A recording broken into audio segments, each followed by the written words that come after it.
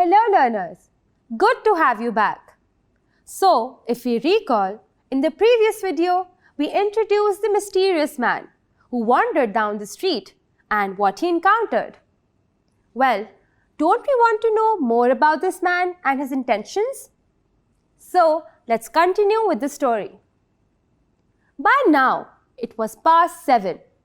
He started off again along the mall. An orchestra could be heard playing in one of the restaurants. Many people had collected outside. Mostly, they were passers-by.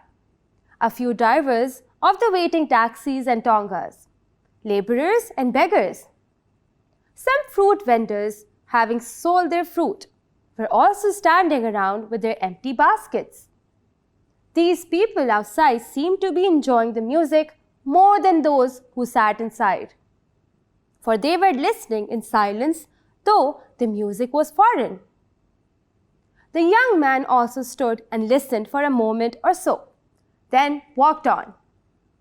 A few minutes later, he found himself outside a large Western music shop. Without hesitation, he went in. There were musical instruments of different kinds arranged on shelves around the walls. On a long table, attractively displayed, were the latest hit songs. A Spanish guitar was hanging on the wall. He examined, meaning inspected it, with the air of connoisseur or an expert, and studied the price label attached to it. Then a huge German piano diverted his attention. Lifting the cover of the keyboard, he played a few notes and closed it again. One of the salesmen came up. "Good evening, sir," he said. "Can I help you, sir?" "No, thank you," the young man said with an air of indifference. Then suddenly, as if remembering something, he called out, "Oh yes, could you let me have a list of this month's gramophone records?" He slipped the list into one of the pockets of his overcoat and resumed his promenade on the mall. He stopped next at a bookstore. He picked up 1 or 2 magazines and, after a hurried glance at the contents, carefully replaced them. A few yards further on, a large Persian carpet, which was hanging outside a shop, attracted his attention. The owner of the shop, wearing a long robe and a silk turban, greeted him warmly. "I just want to see this carpet," the young man said to the carpet dealer. "With pleasure, sir." "Oh, don't bother to take it down. I can see it quite well as it is. How much is it?" 1,432 rupees, sir." The young man frowned as if to suggest, "Oh, so much." Frown means to furrow one's brows in an expression indicating disapproval, displeasure, or concentration. "You have only to select, sir," said the carpet dealer amiably, meaning respectfully, "and we will reduce the price to the minimum." "Thank you so much," the young man said approvingly. "A fine carpet indeed. I'll come again sometime." And he walked away. The cream-colored rose which adorned the lapel of his overcoat had slipped and was about to fall. He adjusted it with a peculiar smile of satisfaction. He was now walking along the pavement near the High Courts. He had been roaming about for quite a long time, but his spirits were still high. He was neither tired nor bored.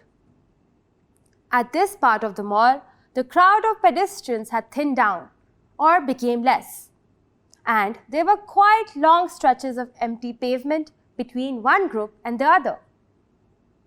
The young man, as he went along, tried to spin his cane or walking stick around one finger, but in this attempt he dropped it.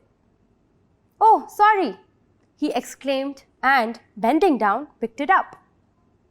Meanwhile, a young couple who had been walking behind him passed by and went ahead of him. The youth was tall and was wearing black corduroy trousers and a leather jacket with a zip. The girl wore a floppy shalwar of white satin and a green coat. She was short and bulky. The young man was delighted or happy to watch this spectacle and kept on walking behind them. So far, the young man had found little interest in him among the persons he had observed that evening. He had been perhaps too deeply engrossed in self. Engrossed means to absorb all the attention or interest of. He followed them closely, hoping to get a glimpse of their faces and to hear more of their talk. Glimpse is referred to a momentary or partial view. By now, they had reached the big crossroads near the General Post Office. The pair stopped for a moment. Then, after crossing the mall, headed toward McLeod Road. When the couple had walked some 100 yards ahead of him, he hurriedly moved after them. Hardly had he reached halfway across the road when a truck full of bricks came from behind, like a gust of wind, and, crushing him down, speeded off towards McLeod Road. The driver of the truck had heard a shriek and had actually for a moment slowed down, but realizing that something serious had happened, had taken advantage of the darkness and had sped away into the night. Shriek means to utter a high-pitched piercing sound or words. 2 or 3 passers-by who had witnessed the accident shouted, "Stop him! Take the number!" But the truck was no more to be seen. In a short while, quite a large crowd had collected. A traffic inspector on his motorbike stopped. The young man was badly hurt. There was a lot of blood about, and he was in a very precarious state. A car was stopped, and he was loaded into it and taken to a nearby hospital. When they reached there, he was just alive. Did you notice the build-up of the story? How it gives us a description of the people around this mysterious man? He was roaming around the shops and observing different scenes. He was so involved in stalking a couple that he was struck by a truck. Poor fellow. Do you want to find out what happened to him in the end? Well, to know more, you will have to join us for the next lesson.